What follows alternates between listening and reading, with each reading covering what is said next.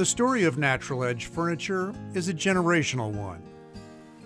Families of trees and a family who loves them. Would it be safer to cut it here and try to get that piece on the ground and then work with it? Yeah, that's what I think too.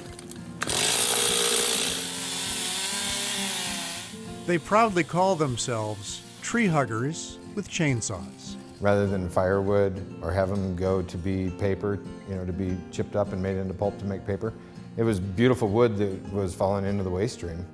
And we thought we could build a high-value product with it and bring it to Bend.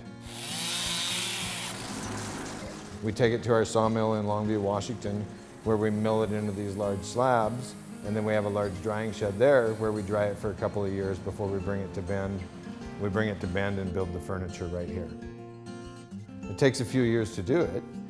A lot of the pieces we have on the floor right now, we started in 2008, 2009, 2010 because it takes such a long time to dry it slowly so that we get the color characteristics that come out of it, and so we don't have the stress in the pieces in the large slabs of wood, so they'll still stay flat as a table.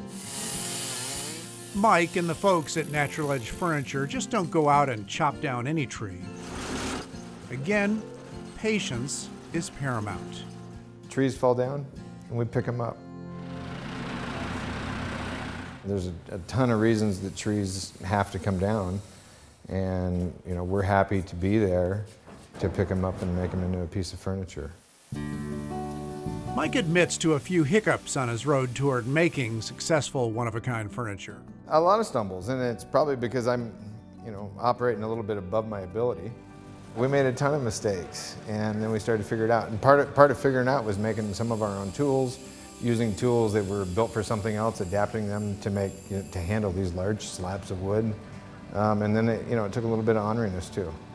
And since no two pieces are ever the same, there's no one formula that Mike can use. It's kind of like trying the key in a whole bunch of different locks, and then you find one combination where it really pops and it just feels right.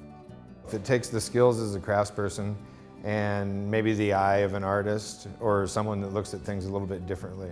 We appreciate the fact that the table does have a hole in it and it has that organic feel to it, and it's natural, it's real. It's not something that we filled up or plugged over or sprayed over. We leave the tree as it grows, and it's amazing just all on its own. Thankfully, Bend is appreciative of what we view as art. And they appreciate the fact that it's natural and organic and has that real feel of the forest.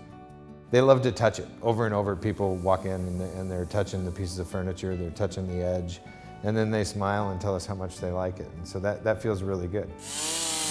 Besides patience, another essential ingredient that Mike insists on when he retrieves a tree and begins to recreate it is respect. There's kids that have been playing in that tree. There's all kinds of things, an ecosystem that's been around that tree, and now that's changed. We try to handle each piece with kind of the gravity that situation brings to it. Part of our thing is we're hoping we can extend the life of that tree for many more generations because usually they're so fantastic.